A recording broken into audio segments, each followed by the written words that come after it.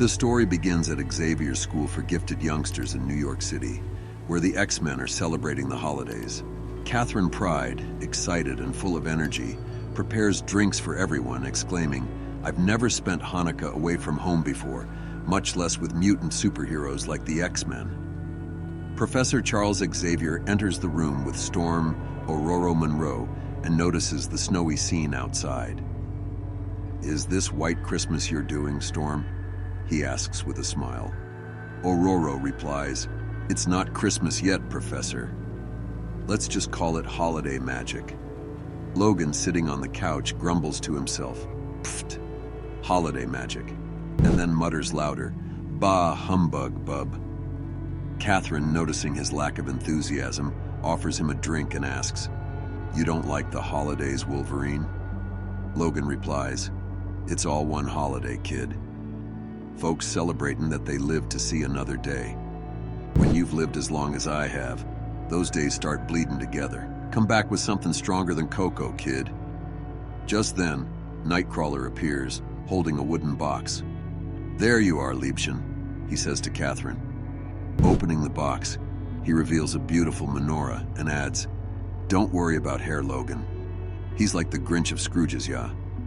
Look what I found in the professor's decorations. It's the first night of Hanukkah, isn't it?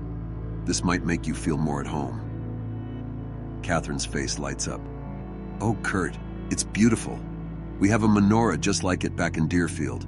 But I didn't get you anything?" she stammers, feeling guilty. "Or for Wolverine, Storm, Angel, Colossus, or the Professor." Nightcrawler gently reassures her, "You worry too much, meine Kleine. There's no way you could disappoint us." Katherine resolves silently to go shopping for everyone. Later, after a mission involving a fight with Arcade, Katherine sees a photo booth and pulls Nightcrawler inside. "Look, Kurt, what's a trip to the arcade without the photo booth?" she says, posing playfully.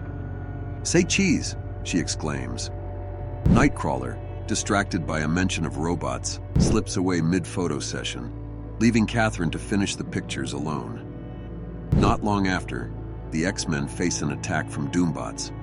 While fighting one dressed in a wedding suit, Storm yells, "You used Doombots disguised as a mechanical pizza band to kidnap me for a fake wedding?" The Doombot dramatically responds, "Look Doom in the eyes and tell him you feel nothing. We had a spark." After the battle, Logan inspects one of the defeated Doombots and asks Katherine, "How'd you know Dr. Groom here was another Doombot?" Katherine stammers, I didn't. I was just trying to scramble his armor." Logan smirks. "If he'd been the real deal, you would have scrambled his organs. Nice work, kid. You might survive after all." Katherine picks up the discarded Sword of Doom and quietly keeps it.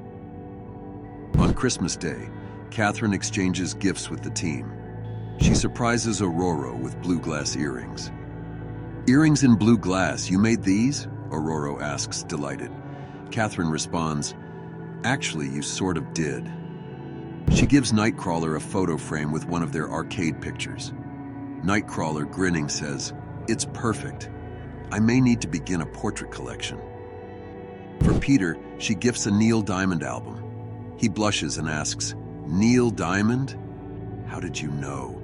Katherine replies with a wink, "We share a wall." Hint, hint.